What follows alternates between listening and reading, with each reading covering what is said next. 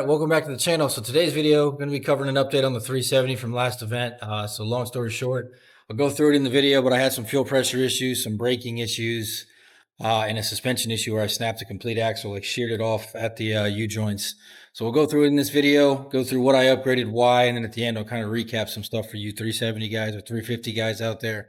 Anyone with LS's with this chassis. We're going to test and see what's going on with the fuel pressure right now. I'm not sure if it's either vapor lock, my pump's wearing out somehow again already. I got two AM340s in there, or if maybe an injector O-ring's just not letting some air past it. So I'm gonna go ahead and smoke test the intake manifold. I got the valve hooked up to where the brake booster used to be in the backside, and I just taped off the intake manifold.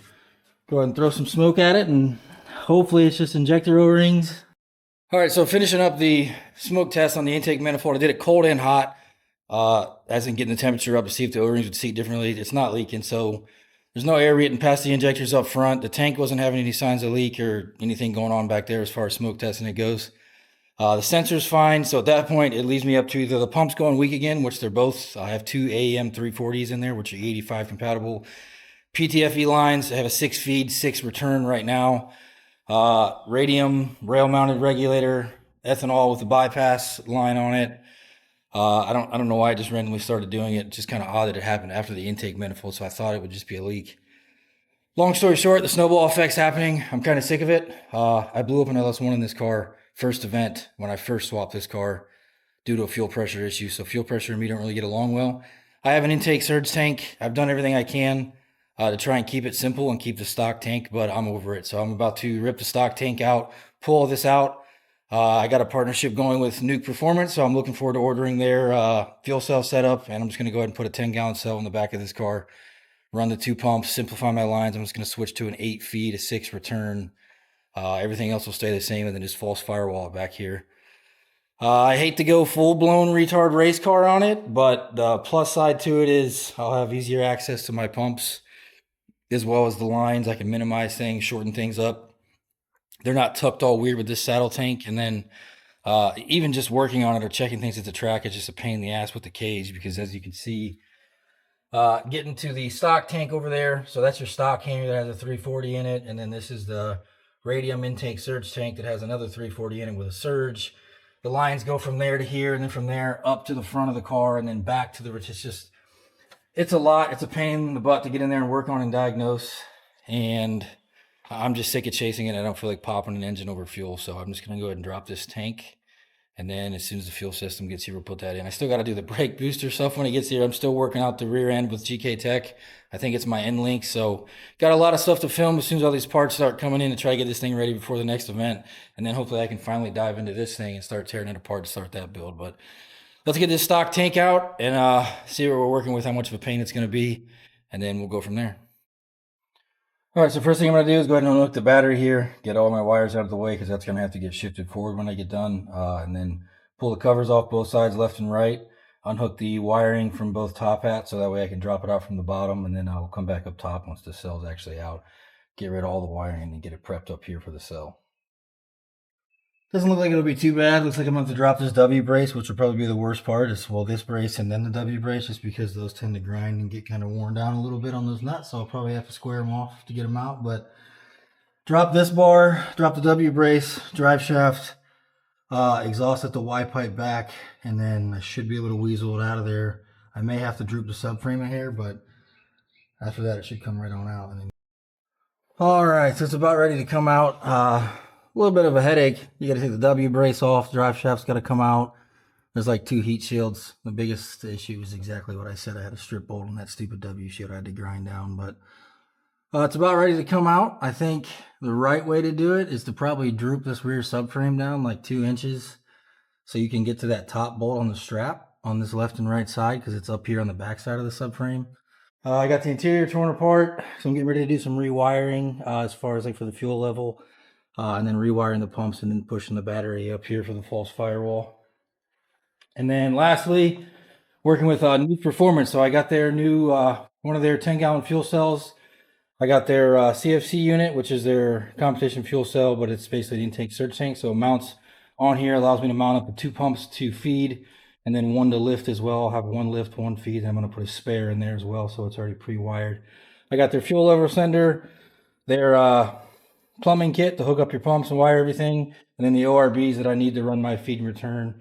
I'm switching to an 8 AN feed and a 6 return on this car instead of a 6.6. One thing I'm still waiting on, I think, is the new fuel filter and a few fittings. So the intent is the stock tank is out now, so I'm going to go ahead and shift my battery up here in front of the arc relay panel so everything's wired together. And then the fuel cell is going to go right here just behind this wall and take out this battery tray. Yes, it's not over the axle. It's not as forward as you can get. I have an LS3 in this car now. It needs some weight in the rear end anyways to kind of balance the car back out, for one. For two, I don't want to have to false firewall this car right behind the cage. And then everything I want to have to do is completely from the back of this car. It's kind of a headache at the track. So this keeps it a little bit more easier to work on. My pumps will be right here and easily accessible. So that's kind of the plan behind that. I'm not going to drop it to the floor because that keeps the heat from getting to it, which could be one of the potential reasons I was having problems in the first place. So I'm not even going to risk it, especially it's only a 10-gallon cell. It's not that big of a deal. It should sit right here perfectly on the floor. I'm just going to add some straps to it. So full new performance, like I covered in the front of the video. Here it is, everything installed. Both relays are right here for the power. That's the fuel level sender. Got the vent, 2 tanks in there with a third for a spare that's not running. Inline filter goes through the bulkhead, and then I'm running the rear firewall as well. Wasn't too bad to put in. I just welded some straps on the floor, seam sealed them, and then I bolted down through it. The reason I didn't put it up there is it's just too much of a pain in the ass to be able to work on anything that you put up there directly behind the cage. And I went from a massive cell to this little 10-gallon, so I don't think it's going to hurt that much weight behind the rear. Other than that, it was pretty self-explanatory. I did switch to 8 AN on the feed, 6 AN on the return. Still got the radium swivel fittings, which I highly recommend for any LS. They're super convenient because it doesn't keep your line bound up. These can still move. Same thing with the regulator. It's on a swivel fitting in the back. On the return side, there's my 8 feed. And then on this side, where the old battery used to be, there's my flex sensor mounted right there with the return line, and then my feed coming up through there. Not a big deal. You can see I got the ABS module out, all the brakes, the brake boosters out, everything to go manual brakes. I'll show you what I got for it here in a second. I got Tilton dual masters here. I got the Elyria kit for the brake booster delete. They run dual master manual brakes with a bias bar. Tilton for these, Elyria for that. GK Tech went ahead and sent me some extended camber arm tubes to get my camber. The lower part of the wheel basically pushed out because I was kind of capped out and maxing out the stock arms with the rear grip kit on the car now. So that should fix those. And then I got adjustable end links under the car to try and readjust this bar and take the preload off it and see if that's what was causing the binding. So I guess we'll start with getting this brake booster mocked up, get it in the car. That way all I have to do is wait for the lines to get here. All right, so first thing first on their install video is basically take both of your masters here. So I have my front and rear, and it says to trim them down to about 1.25. So I got both marked here, measure twice, cut once. From base of the thread starting 1.25 inches up. I'm gonna go ahead and cut these off and we'll go from there. So I'm just gonna cut them off, clean up the threads real quick. I'm gonna run the nut on them first just to make sure I can get them back off as kind of like its own tapper. Next thing is to basically set your pedal ratio. So 6:1 is usually what you're chasing. With this kit, what you're gonna do is it comes with several of these little spacers. They call them lugs, but basically it's a washer that goes in here, and depending on the offset of the hole on here, I don't know if you can see these, but there's just various spacing on top to bottom versus where the hole is, which is gonna pivot this up or down. And then you look at the chart and it tells you which lug, so figure them all out in sequence. And then you're just trying to figure out how to get to 6. So 599 is the one I'm on right now. So basically 6:1. So I got that locked down in there. Now it should be good to go ahead and get ready to bolt the masters up to this and put the bias bar into the delete bracket. If you run this and you delete the full ABS module, it's completely gone now. To get rid of all your lines, essentially your fronts just go straight to the fender well right there. And you can see where it attaches to your lines you should run to your calipers. Routed it the factory way. And then your rear, you don't have to run them all the way to the back. You probably can't see it, but in the fender well in the rear, if you look right there, there's a block, and that's where your factory lines separate from single off the ABS block into 2. So all you need is a line to go from the rear to that block and then to both fronts. The Chase base kit for the 350Z will work. You just need to get the rear line extended 6 inches. So that's what I called Chase base, had them do. They gave me a 6-inch longer rear line, and then they gave me some swivel fittings for up here to fit everything on the masters and No modification, didn't have to cut anything. Everything fits, even the little cover goes back on and good to go. I did get a bias valve. They're 50 bucks. Why not? To make my life easier. So I can adjust the bias on the fly there to get it dialed in. Deleted the cluster. Ran the battery disconnect to here. Since the firewall's there now, so I moved the battery up there to get everything out of the way and a little bit more condensed and easier to work on. But that's pretty much it. As far as the brakes go, it's a little pain in the ass to get the foot pedal attached to the master. There's just not a lot of room to work in there. Even with the seat out and everything, it's still a headache, but it is in. We'll see how it goes. If you do the ABS delete and you're worried about keeping your gauge cluster and being able to turn the car off and not having all kinds of crazy stuff. So this is the plastic box that's on the ABS module. You can unscrew it. All these things don't matter. I tested this before I pulled my cluster out just for you guys. But if you leave this just plugged in that little corner over there, just this box, as long as you have wheel speed sensors still attached and this is sitting in that little corner plugged in, you won't have any problems with turning the car on and off. And your wheel speed will still read to the cluster even though your ABS module is completely gone. And the reason that matters is the ABS module does change the brake bias based off wheel speed on these cars automatically. Even though this car does not have an ECU in it from factory, it's gone. I just used the body control module for power. It was still changing my bias. So, and then lastly, so I went ahead and raised the rear about 1/4 of an inch. So I figured out while the car was bound up. If you remember me saying I was having issues, I snapped that whole axle off last event. The car was just, it looked weird in pictures. After going through everything, it ended up being the sway bar. So if you run a GK Tech full rear arm kit, the stock end links, the pickup point with the anti-squat kit raises about 1.5 to 2 inches, which means the sway bar end link pickup is moved 2 inches as well.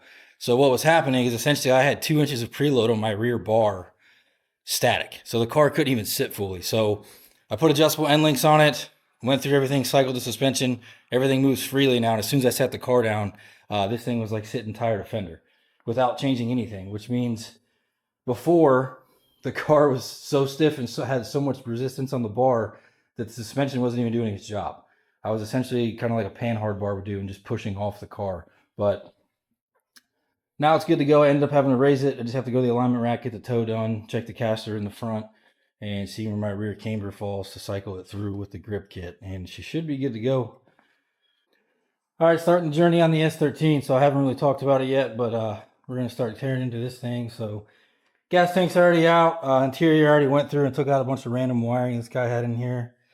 Engine's already obviously gone. Front end's hacked off. I'm just waiting on the cage kits tube front to come in so I can get all that fitted up before I finish prepping the bay and go ahead and spray everything from the windshield forward so that way it's done and ready for the motor to go in. Still got to clean up all the fender wells underneath the frame rails and all that so I can get ready to undercoat everything underneath here. Sand down the bay, cage kits will go in, and then we'll start putting the motor in. Still got to do all the body aero, obviously all that's going on. Tank's out. I'm going to do a fuel sub, but I'm going to put it in the floor so that way I can still maintain without having to have a false firewall. I'm going to keep full interior in this car, just seats, harnesses, and probably a harness bar if I don't make like a half cage just to be able to put harnesses on without having a weird fitment. And if you're wondering, the motor, I finally did decide we are going with a 2.3 Ecoboost. So I got a 2.3 out of a Mustang to go in it. All right, so a little catch up on the S13. So I got the rear quarters cut and shut. They're all seam sealed, nice and pretty, ready to go for paint. Next, I got to do the underbody and get all this old 30-year-old dirt crumbed out from underneath there so I can coat everything back here, and then we'll move to the front. Funny story on this side. So this car had full interior in it. I didn't take anything apart yet. I didn't want to take the interior apart because I didn't need to, so I didn't want to make a mess. I didn't want to have stuff apart that I didn't need to have apart at the time. I've done like 6 of these cars for cutting and shutting, so I'm familiar with the carpet that's in there likes to catch fire. So instead of taking the interior apart, all I did was, while this was split open, you just pull the liner down, and there's like a piece of that carpet fabric right here, and there's like one piece sitting right here, and sometimes you'll find like some little shit back here where this piece splits apart. But anyways, pulled that out, went ahead and did everything. Got this side done. Now I got to replace the quarter glass because on this side, long story short, first car that's probably never been split open before, so didn't know it was in there. But I got up to about right here on the last weld, had the glass, the whole car covered up with blankets so you know that stuff would get on the windows. Lifted my mask and saw smoke coming out of where the coilover would be sitting. So I throw the blankets up, car's filled with smoke. and it's just smoldering. The paint starts boiling, so I start ripping the interior apart, trying to get a fire extinguisher in there, and the only thing left that was smoldering was the piece of plastic that covers this hole. But come to find out, I didn't even know what ignited because I couldn't find anything. So I went back to that side to find if there was anything else left in there. Come to find out, on a car that's never been opened up in here, I guess, way up here, like crammed up top, like up here, or somewhere in here, maybe on the inside, but it's like a 5-inch by 5-inch block of like seat material that they have stuffed up in there. This side didn't have it, which means that's what probably got lit when I was up here, and then smoldered, caught the plastic, and then it just started smoking everything out. But that side still had it, and I went over and got it out afterwards. I threw it away. I should have kept it to show you, but yeah.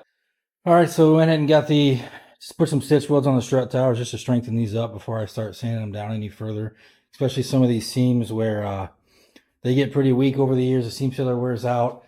It's also pretty common. All the brake fluid that people like to leak out tends to start to rust out right there, so you see all that sanded down. Just kind of tack the seams back together, and then I'll put some seam sealer on it, call it a day. But right now we're about to start working on the cage kits tube front. So everything came in, got everything to mount up, everything in stock location. I just got to trim off some more here to get these base plates on. Same thing with the base plates that go on the front of the frame horns, and then we can start mocking everything up and go from there. So we'll go ahead and start trimming and trying to get these base plates mocked up, and then we'll check back in once I got those seated. Everything's on. I got the strut tower caps on, the frame rail caps on. Everything's already been mocked up once. I stitch welded the strut towers and all the original seams, and I just got done primering them and then seam sealing everything up, so we'll let that dry. Once that's dry, everything will be ready to get undercoated, finish sanding the bay, and then we'll start painting. What are you doing? That sums up the video. So that's all the updates on the 370. Hopefully she's good to go after this to go to the track. There's no other problem with it. If you have any questions on anything I've done with the car as far as the build at all, or what I'm doing in the future with it, or problems I had, or you're swapping yours, drop a comment, shoot me a DM. I'm here to help. I'm willing to, I'll give you any advice or lessons I learned. Nobody helped me, so a lot of stuff I learned along the way, a lot of stuff that's not out there. Other than that, next video will be a bunch of updates on the 240 because that's all I'm doing now. It's kind of grinding that thing out and just waiting on parts to get here and for weather to paint and whatnot. And if you're still watching at this point, check the website out. I do have some new shirts up there. They're super nice quality. My hats are still on there. They are water resistant. We got coilover sleeves, driving gloves, all that stuff. I don't buy anything or make anything that I don't use myself and I don't like or think are good quality. And I'm not trying to rip you guys off. I will be doing some window banners soon. I just did a couple test runs to check fitment and how they'd come out before I start doing some crazy print ones and whatnot and stocking a bunch. Gloves are still up. And I will be doing steering wheels as well. And then a new series will be coming out that I'm going to be basically just covering all the bro science facts out there and breaking all the myths and the bad habits that I see people do that are starting, and try to cut to the chase for a lot of new drivers coming into the sport that are looking for tips, advice, whether it be cars, products, parts to use and not to use, techniques, false common myths with certain techniques and car setups and all that stuff. So keep an eye out. I appreciate you guys watching, and see you next time.